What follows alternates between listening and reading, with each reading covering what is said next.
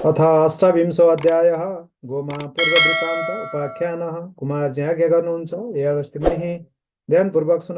चन्द्रावती पुत्रवधूले आफ्नो कष्ट र त्यसबाट उद्धार भएको सार वृत्तान्त वर्णन गरेको सुनि मनमा नै अत्यन्त प्रसन्न भएकी गोमा ब्राह्मणले हे स्वस्थानी जगदीश्वरी भनी हृदयले सम्झँदै अञ्जली जोरी भन्न लागिन्। हे चन्द्रावती बुहारी, तिमी धन्य रहिछौ। त्यस्तो दुर्दशामा परेर पनि जगदीश्वरी श्री स्वस्थानीको भक्ति गर्न सक्ने तिमी धन्य हौ। अब म पनि आफूले दुःख पाएको र उनै ईश्वरीको हो करुणाले यस अवस्थामा आइपुगेको यथार्थ वर्णन गर्दछु, सुन।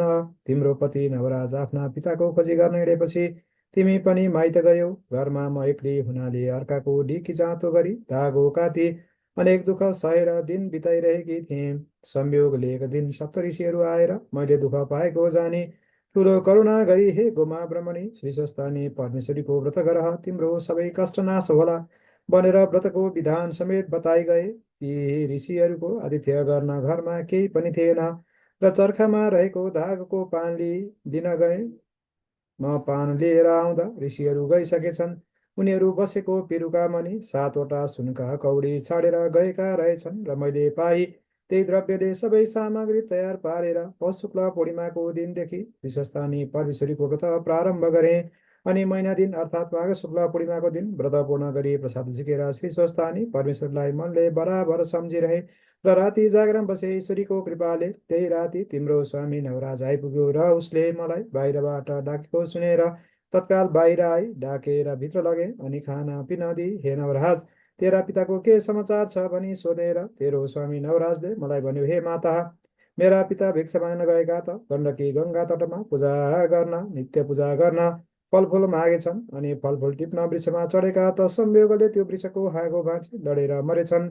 यति नवराजले भनेको सुनि म शोक गर्न लागे। अनि नवराजले मलाई शोक चिन्ता नगर्नुहोस् भनी बुझाएर, हे माता, आज यति रातसम्म नसुतेर किन जागरण गरेर बसिरहनु भएको भनी सोधेर मैले भने, हे पुत्र, हे नवराज, विश्वस्तानी परमेश्वरको व्रत गरे र उनी जगदीश्वरलाई सम्झेर जागराम रहेकी हुँ भनी बुझाए। अनि प्रातःकाल भयो र नवराज गण्डकी गङ्गा स्नान गर्न गयो। गण्डकी गङ्गाबाट हरिहर प्रकट भई, हे नवराज, तेरी माताले श्री स्वस्थानी परमेश्वरको व्रत गरेकोले हामी प्रसन्न भयौँ। लावण्य देशमा राजा छैनन्, हात्तीलाई राजा खोज्नु लगाएको छ, त्यहाँ आउनु, तँलाई हामी अभिषेक दिलाइदिनेछौँ, राजा हुनेछस् भनी वरदान दिए अन्तर्ध्यान भएछन्। र नवराजले घर आई मलाई सारा वृत्तान्त सुनायो। अनि मैले श्री स्वस्थानी परमेश्वरीको प्रसाद दिए। हे पुत्र नवराज, हरिहरको वरदानले लावण्य देशको राजा बनेश पनि आशीर्वाद दिएर यहाँ पठाएर उनी ईश्वरीको कृपाले यो ऐश्वर्य पाइ सुखी भयौँ।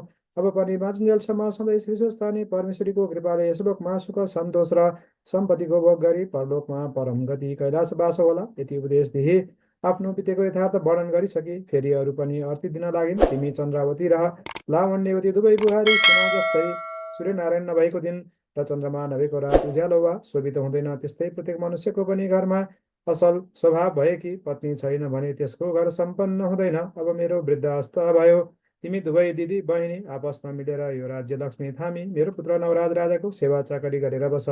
यदि चन्द्रावती रानीलाई शिक्षा दिई ढुकुटीको साँचो सुम्पिदिन्।